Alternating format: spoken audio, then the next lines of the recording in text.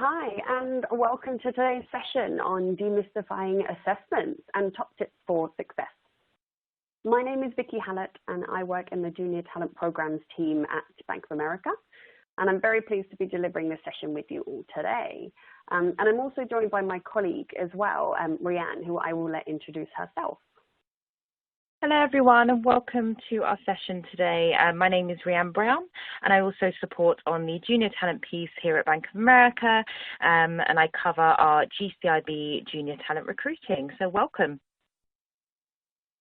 Super, thanks Rianne. So what are we going to cover today? The purpose of today is to give you all insight into some of the common activities and exercises which you could be asked to complete as part of a company's assessment process. We hope this offers you some further clarity and helps broaden your thinking around what you could be expected to do when applying for an internship or a graduate program in the future.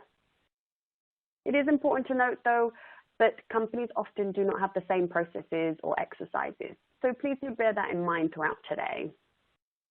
We also will touch upon some key skills that we think are important for success. So the agenda in a bit more detail.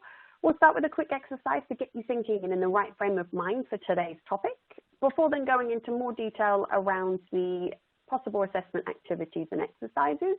We'll also then share with you our top tips for success in these areas as well as we go through. We'll then move on to our skills session, which looks at how we can be successful in a virtual environment where we all find ourselves now. So to talk us through the next section on assessment and selection, I will now pass over to Rianne. Thanks. Thanks, Vicki. So, as Vicki outlined, to get you thinking, we would like to give you a few minutes to consider a few answers to these questions below. So the first being, what activities and exercises do you think could be part of an application and selection process, considering both in-person and virtual activities? And secondly, what skills do you think companies are looking for in their junior talent? So I'll give you just 10 seconds to consider that, and then we'll revert shortly.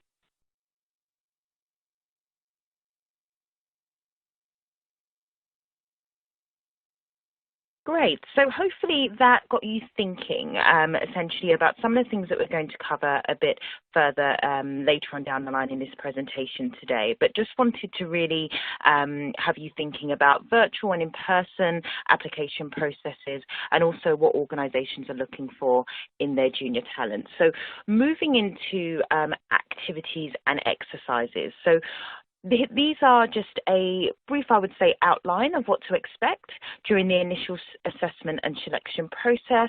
The first being an application form, which I'm sure you're all familiar with, followed by a CV and covering letter and/or motivational statement. You then may come across numerous online testing, which could include that of numerical, verbal reasoning tests, even gamification testing. Often they are competency-based as well. You could also come across video and phone interviews, particularly in this virtual environment, various group exercises, an individual presentation, case studies, role plays, often enough, and also an element of face-to-face or one-to-one interviewing. So CVs, just to go into a bit more detail here and have a bit of a focus on your CV. So really, a CV is a brief document that summarizes you as a candidate, and I would also add really represents your personal brand. Questions to consider here is, what common mistakes can you see? How can the CV be improved, and how can they make their CV stand out and showcase skills and experiences? So I'm just going to ping on to the next exercise here that relates to those questions. And again, I'll give you just 10 seconds here just to have a look at the CV, think about any mistakes, how the CV can be improved, and how this particular individual can make their CV stand out. So again, as I say, I'll give you a few seconds just to consider that.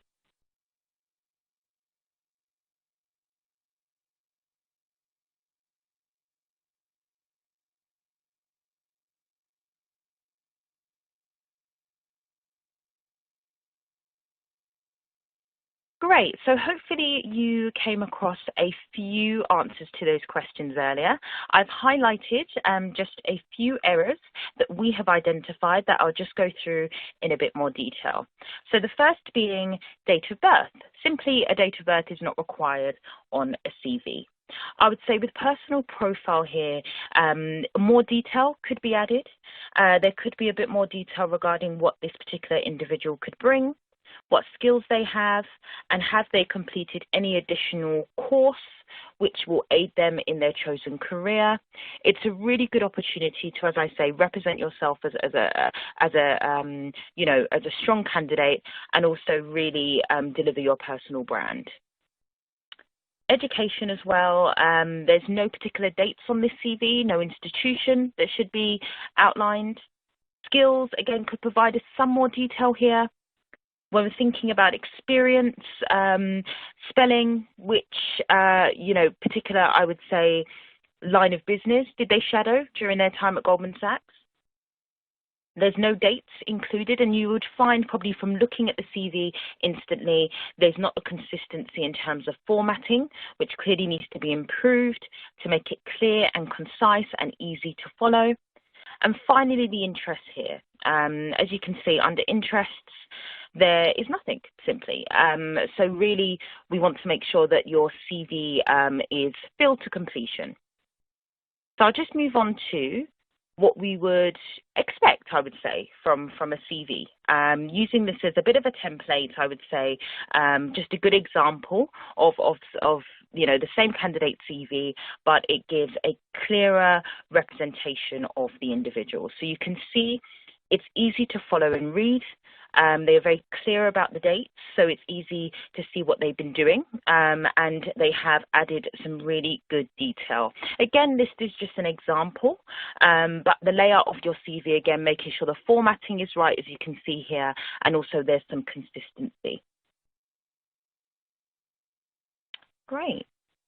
So I'll move on to our top tips then for CVs. So these are just a few that we feel is key here. So when we're thinking about, as I mentioned previously, formatting and spelling, really, if you can, get another pair of eyes to check and help spot for errors. There may often be times that you may miss errors. I've done it so far in my career, I would say, on an email, where it's good to just get another pair of eyes to triple check your work. Ease of reading, keep to bullets and key headings if you can. Make sure that you are constantly tailoring your CV to the role that you're applying for. List your most recent experience and education first. Call out any transferable skills, whether that be work experience, societies, or hobbies. And keep up to date, refresh for each application. You know, your CV is really an ever-evolving representation of yourself, so make sure that you are refreshing for each application. Only include experience and skills that you can clearly give examples to. You know, don't blag it. Simply, what you want to do is feel confident in an interview context to speak through your experience and skills represented on your CV. And finally, what makes you different to any other applicant? Make sure that you showcase this. And again, thinking a bit more broadly about your experiences, thinking about your volunteering experience or the society that you've joined at university, it could really help add character to your CV. Okay, so moving on to the next section then, really focused on the covering letter and motivational statements. So as I'm sure you know, covering letters help you stand out to potential employers. It's really a document to add to your CV, and it identifies and highlights your knowledge and skills and how they make you the best candidate for the role. It really helps make an impactful first impression. When we're thinking about the key aims of a covering letter, I would say the top three is certainly to introduce you to the potential employer as a strong candidate. It's to include your reasons the employer should consider you for the particular position that you're applying for, and leave the employer with a positive and memorable first impression of you as a candidate. Okay, so a few top tips here. Address your letter professionally. Express your interest in a clear and concise way. Describe your specific knowledge and skills for the role. End your letter with a call of action. Include a signature line if you can, and proofread and check for length. Again, if you can get a friend to check your work for you, or just simply have a look and a brief read, it's always helpful before submitting your covering letter to any application. So secondly, then, we'll move into the motivational statements. So really, motivational statements are designed to find out how much you know about the role and why you are applying for it. So for example, it could be what is about the role and or the company that motivates you to apply. Often further example questions here are what motivates you, what are you passionate about, what challenges are you looking for, and in essence, they are all asking one overall question. Why do you want to work for us? So I would say, why do employers ask motivational statements? What do they get out of it, right? What do they get out of testing you in this way? Well, really, it is competency-based questions that test your ability to do the job. These are designed to find out how much you actually know about the role and what will push you to succeed in it once you get there. So it's all about the journey. It will show if you have researched the position and the company properly, while also indicating how you will perform. If you're motivated by working in a team, for example, on creative projects, but the job you're applying for requires working independently and processing lots of data, that perhaps isn't a good sign that you'll be the best match for the role.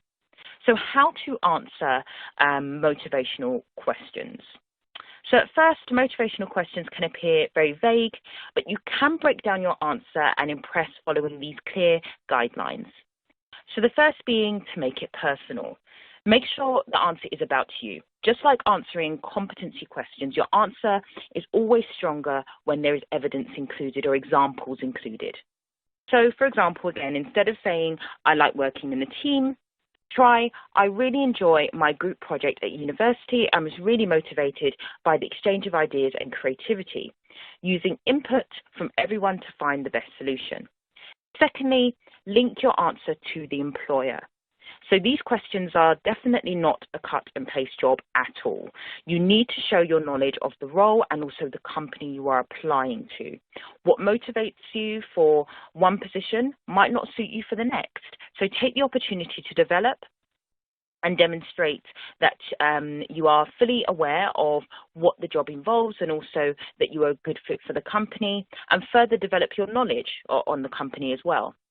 For example, if you've read about a recent deal at B of A, mention how that relates to the career path you want to pursue. And thirdly, align your motivation with the company. So the employer will want to know where they fit in with your career progression and goals. If they ask what you're passionate about, explain how your passion could take you far in the company and lines up with their aims, their values as an organization. Do you know B of A's values, for example? Do you feel connected to our ESG or CSR strategy? You know, these are all key things that will help you when answering motivational questions, and will really make sure that your answers are, you know, informed, compelling, and that they really illustrate how you would fit in as part of their team. So I'll hand over to my colleague Vicki here to walk through presentations and group activities. Great, thanks, Rianne, for that. So as Rianne mentioned, we now want to share with you more information on other possible exercises that you may be required to undertake as part of a company's assessment process. So namely presentations and group exercises, which could both now be virtual or in person. So we've considered both in what we're going to discuss here. So firstly, with individual presentations, this is where you may be given a scenario or a case study to read and research and then present it back to the assessor. The key elements, as we've written there, that we think employers are looking for here include communication skills, business acumen, and enthusiasm. Sometimes presentation materials and topics could be given to you to prepare in advance. Other times the materials will be provided to you on the day, and then you perhaps maybe have 10 minutes to prepare, for example. So our top tips for presentations would be to think about your message. Know exactly what it is your audience you want them to know by the end of the presentation? What's the overall big picture you're trying to convey? You can then add in the details around this. Also think of your audience in terms of tailoring the presentation in order to keep them engaged and make sure that they understand your message fully at the end. For example, there's no need to explain the basics of a topic if you're presenting to experts in the field. So consider who you are speaking to and their level of knowledge and expertise in the subject matter. And this should all be included in the presentation brief. Give an introduction with an agenda.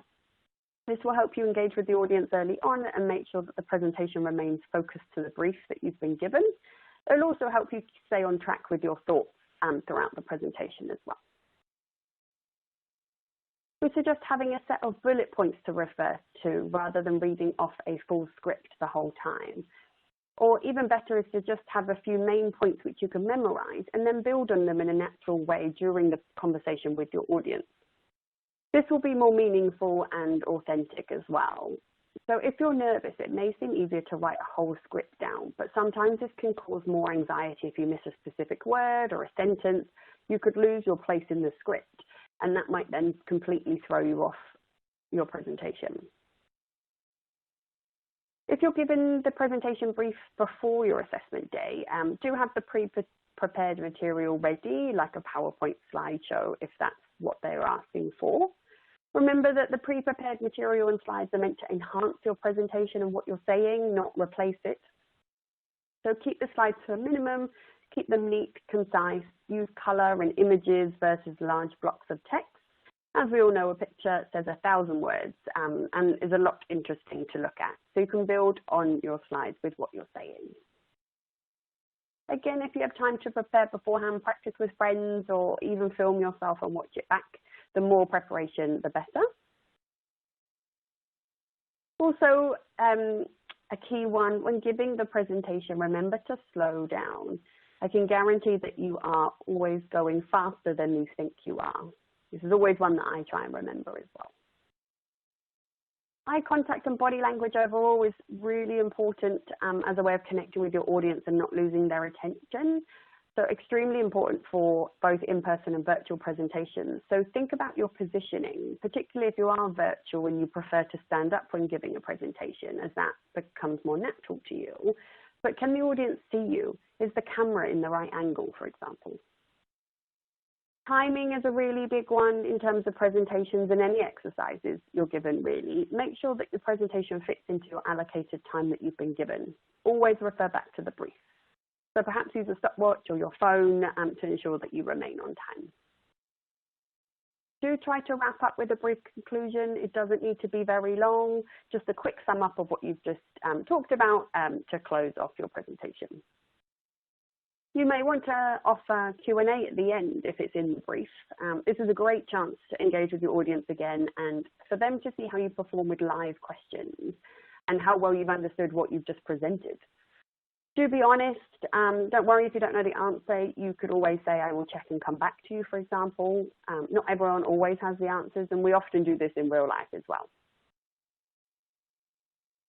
So moving now on to group exercises. Again, here you might be given a scenario or a case study to discuss and debate as a group and reach a conclusion within the allocated time. Key elements here on screen you can see on the slide that assessors could be looking for include communication skills, again, teamwork, active listening skills, and timing. Usually these exercises are restricted to about 10 minutes, so it's important to work together and also work fast. So some top tips here would be, again, keep to time. You may wish to volunteer to be the timekeeper because it's an important role. So it's really important that as a group, you complete the discussion in the allotted time and reach your conclusion. If it's in person, sometimes assessors will only hand out fewer information sheets than candidates in the room as a way to, as a chance to show subtle communication, negotiation, and potentially delivery skills among candidates. So you may want to offer to read out the brief to the group if you have that opportunity. Remember the names of people in your group and address them accordingly. Using names confidently and correctly when speaking will look impressive, It's also a really good way to build rapport with others, particularly in a virtual session when sometimes it's difficult to know who you're talking to when you're looking at the camera. As mentioned with presentations, eye contact and body language is crucial. Try to listen with your eyes and your hands, nod at the right time, smile, show enthusiasm about others' contribution, and perhaps even use these types of actions to bring others into the group conversation if they're being a bit quieter. Remember, it's a team exercise. You don't need to shout the loudest to be noticed. Assessors are looking for those team players and how you collaborate, work with others. So do be confident and contribute to the discussion, but don't be overbearing or interrupt others or be dismissive of their ideas, even if you don't agree. And lastly, for our tips for the group exercise would be make sure that you always refer back to the brief and follow the instructions. As a group, it's often quite easy to be derailed when you're exploring different themes and ideas together. So moving on, given the virtual world we now find ourselves in, we wanted to touch upon video and phone interviews and how to excel here. There are different interview styles, which Rhiannon will speak to in a moment. However, in general, as it's noted here, the purpose of any interview, whether phone, video, face-to-face, in person, is for a company to get to know more about you and see how you would fit into the role in their company. We've also listed some key elements on the slide for which skills we think assessors are looking for in interviews. So do take note of those. Before we go into the different styles, we wanted to share some top tips for success in these areas. Most of these on screen apply to both video and phone interviews. However, some may be more applicable to one more than the other. We won't go through them all, as some are quite obvious, but just wanted to touch on a few. So pick a suitable location. This is really important. Of course, avoid noisy public areas and instead opt for a quiet, private location in your home. If you live with friends and family, do warn them in advance that you're having a call or an interview so that you do need some peace and quiet if they're able to accommodate. And minimize the background noise by closing windows, turn off any TVs and radios, of course, and also a key one to turn off any electronic devices like Alexas or Google Home.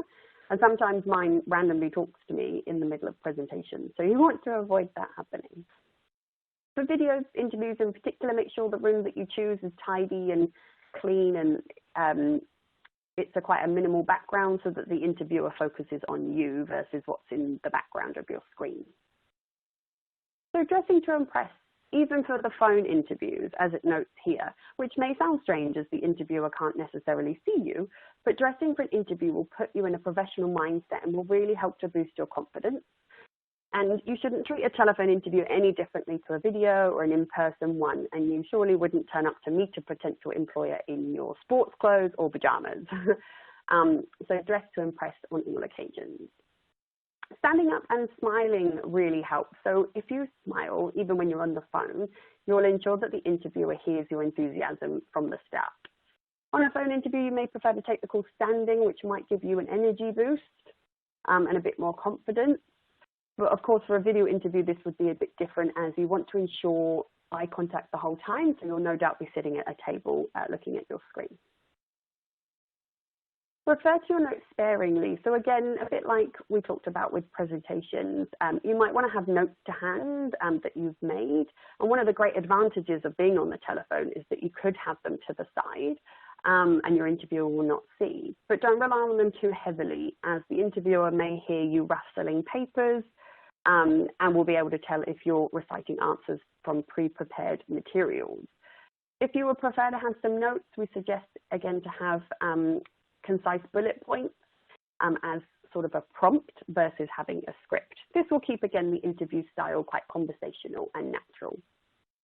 Of course, with video interviews, you won't be able to refer to notes as often because, again, you want to keep that eye contact on the screen.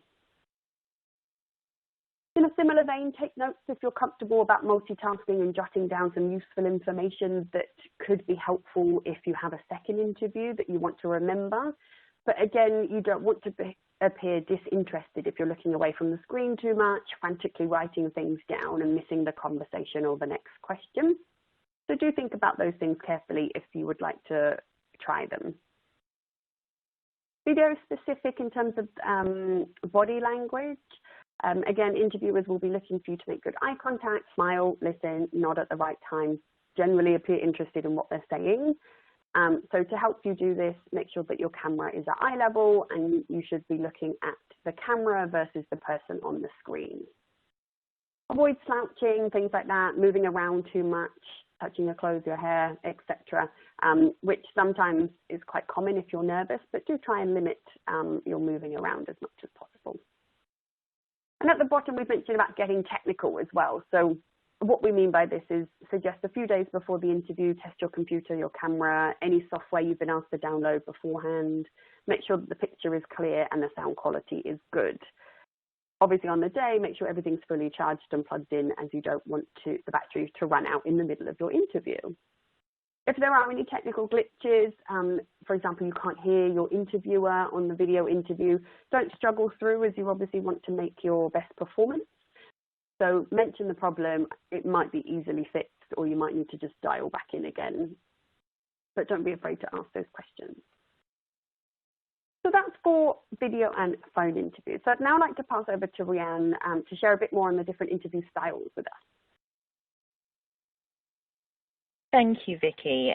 Great. Okay, so moving into the interview styles. So I'll go through the first, which is probably the most common that you've come across, but the competency interview. So really, competency interviews focus on the alignment between your skills and knowledge and what is required for the role. Typically, the questions or style of questions does focus on experience and are based around scenarios, so the assessor can better understand how you'd behave in a certain situation. So some examples of these questions could be, can you describe a time where you've worked well as part of a team to deliver a project? What was your role? What challenges did you overcome? And secondly, can you describe a time you have dealt with conflict? What was a scenario? What did you learn? And what was the outcome? So you can already see, based on experience, they're trying to understand in just further detail how you would react in certain situations. So technical interviews are focused on your specific skills. So they really are ensuring that you are the right match for the role. So for example, if a role requires a particular programming language like Java, do you have this skill?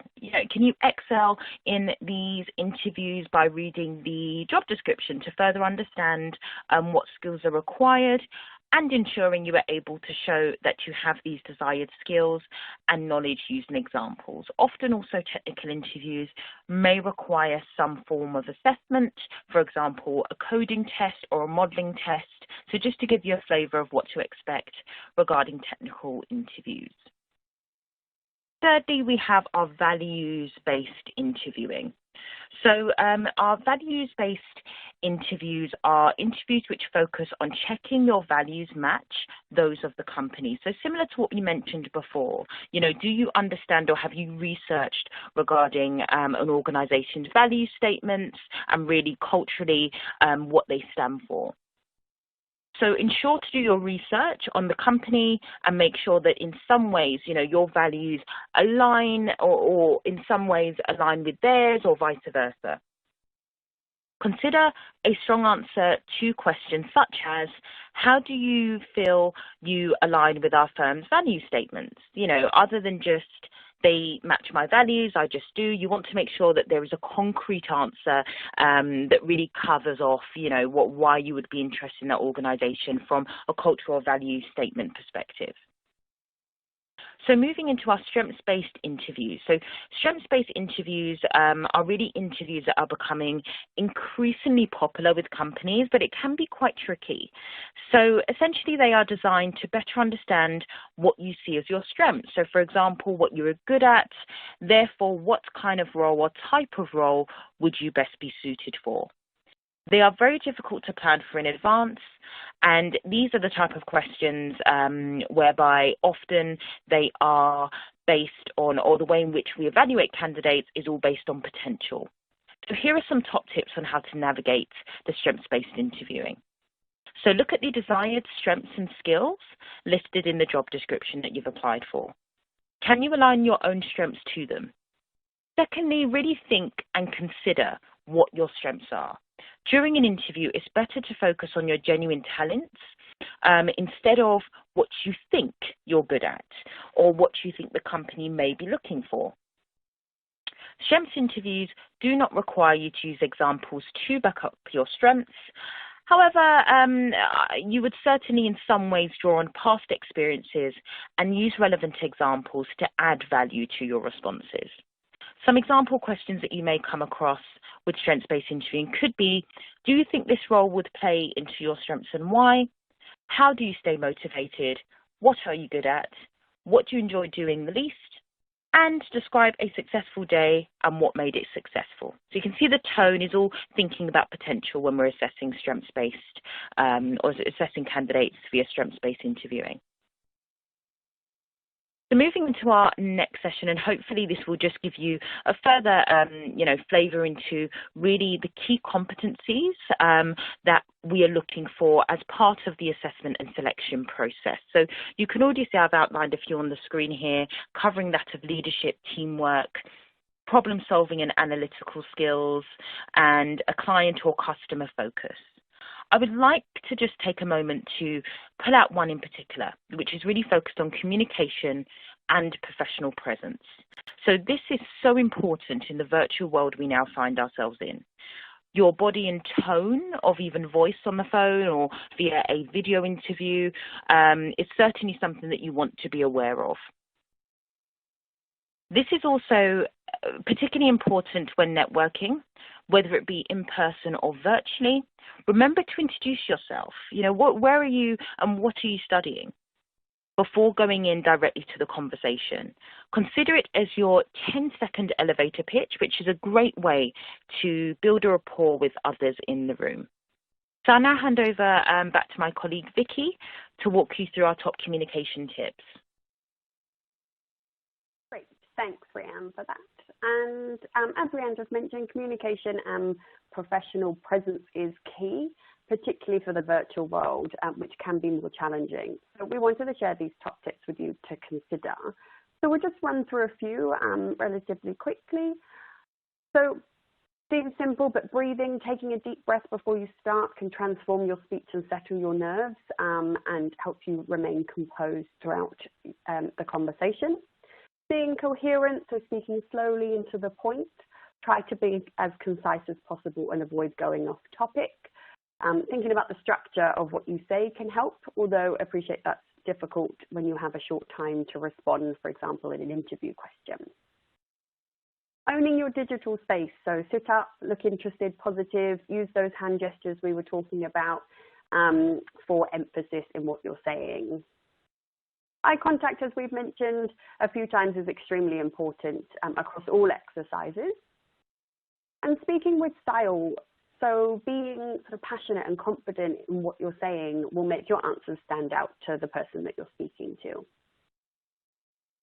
Slow down and pause. As we've said, you're often going quicker than you think you are, and when you deliberately slow down, it shows you have confidence in what you're talking about. Being the audience that you wish you had. What we mean by this is you are often communicating when you're not technically speaking or presenting. So again, trying to nod at the right time, smile, use hand gestures in an encouraging way. And then hopefully others will do the same to you as well. Don't assume an idea is obvious. So take the time to explain the concepts, even if you think they are quite obvious to yourself. Again, thinking about your audience, which we talked about earlier. Start and end strong. So people will often remember how you start and end the speech. So make sure it's quite impactful. You don't want the first thing to for someone to hear is, can you hear me? Am I on mute, etc., which I'm sure we've all said quite a number of times over the last few months being in the virtual world. So you want to start and end strong. So do keep these in mind during any exercise or activity we've talked about so far in an assessment process and in general networking events as well that Rhiannon mentioned will come in handy, whether these events are part of your university or a company networking event. So hopefully that section has given you a few things to think about ahead of any assessments that you may have in the future. We'd now like to move on to offering some advice about how to be successful in a virtual environment. And no doubt over the last 7 months or so, we've all learnt things we do particularly well, and perhaps things we need to improve upon when working or studying at home. I've definitely learned I need to move around more, otherwise my Fitbit gets very angry and starts beeping because I haven't left my apartment all day. So there are some people who are very successful at working and studying remotely, and others who find it a struggle. So do take the time to do some self-reflection to consider your experiences so far this year. For example, what have you found easy, and what have you found more challenging in the virtual world? Often what we find easy and difficult is linked to what is in our control and what isn't. Having said that, there is a lot that is in our control that can make working and studying virtually more effective, so best to focus on these things. And in this section, we're going to look at 3 areas: your space, your work, and your health. So this slide aims to share how best to set up your home working or study area for success, thinking about being comfortable and also what's best for productivity. So a few suggestions there on screen include ensuring you have adequate Wi-Fi and working technology that you need in order to be successful. So making sure everything is charged each day and having a stable internet connection, turning off any distractions in the background will often help as well. Create an ergonomic workspace. What we mean by this is, as we may spend hours each day working or studying at our computer, it's really important to ensure our space is set up correctly for our health. Now, we may need to be creative here depending on your home office setup, but try to consider the height and the positioning of things like your chair, your computer, your keyboard if you have one, to be in the best for your posture. My flatmate, for example, prefers to stand each day while working, so has balanced her laptop on a couple of books and box files to make sure that it's the correct height. So have a think about what could work for you in your current home environment. Try to set up a space that is private and free from distractions as well. I often get sidetracked by my dog, who likes to come and sit with me, but so sometimes I have to move rooms when I want to, really concentrate and focus, especially when presenting, for example, or on a video meeting. If you live with friends and family, do you work in the same room? Would it be more productive if you worked in a separate, quieter room, for example? Again, this will all depend on your home environment, but try to be creative where you can so you can keep the focus and concentrate throughout the day. An expert tip there we've added to leave your mobile phone in another room to avoid being distracted by social media. I'm sure we can all honestly admit that sometimes we stroll through our Instagram and our Facebook news feeds various times during the day, and that will pull our focus from our work tasks that we need to be getting on with. So having it in another room immediately removes that temptation. So now that our space is ready, we can think about the type of work and study that we need to do. So being communicative, accessible, and responsive, as it's written there. So at university or in an office, you're usually physically closer to others, so it's much easier to communicate, get your questions answered, brainstorm ideas. One of the biggest challenges about being virtual and working remotely is the ability to connect with those that you need to. For example, trying to reach your teammate for a question who you usually sit next to, and it's an easy conversation, but now they won't answer your email or your call. So what's in your control here? You personally can be responsive. So replying to emails in a timely manner, answering calls or calling someone back promptly if you've missed them. Some companies use instant messaging like Skype, which is a quick and easy way to connect with your colleagues.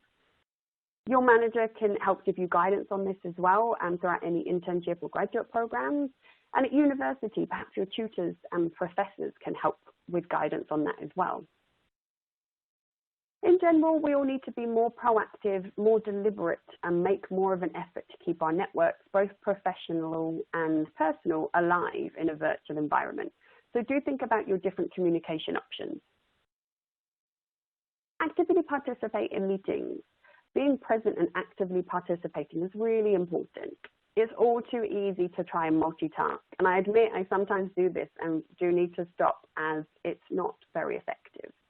For example, being on a conference call, but also checking your emails at the same time, so you're only half listening. Do try to focus on that one meeting that you're in, and you'll likely make a bigger impression in this way too with the others that are in that meeting. Lastly, do try and be productive each day. You want to accomplish those tasks that you set out to achieve. So we would suggest getting a clear picture with the help of your manager or your tutor at university. What are your priorities for that day?